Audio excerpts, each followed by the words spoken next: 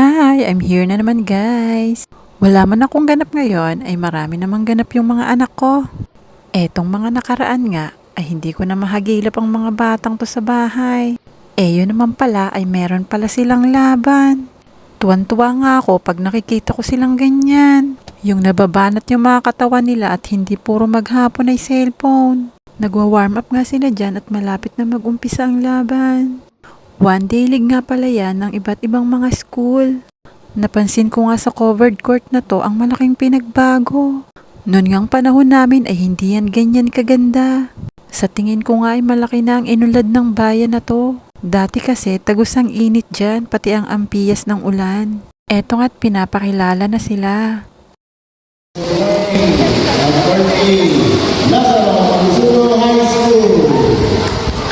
Eto nga't dumating na yung bunso ko at yung driver namin. Charot! Ayun na nga't magkakamayan na sila. Yee! Pil nila yan. Di ko talaga maiwasang ma-amaze dito sa covered court nila. Sana ganun din sa amin.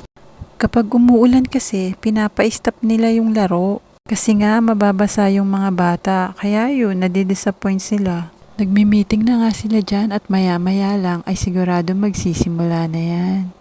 Tara, samahan nyo akong panoorin ang laro nila. Good luck, boys!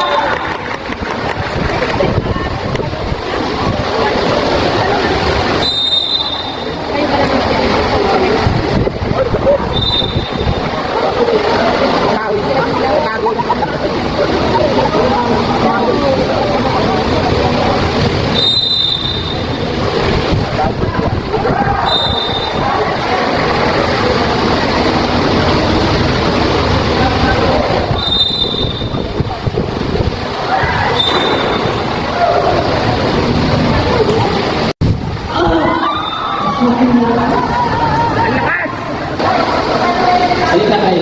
Take position lang ha. Kawasan.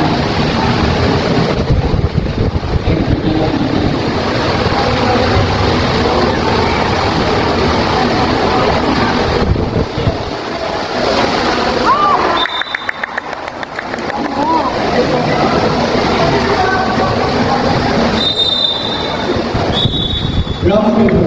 Katang bis.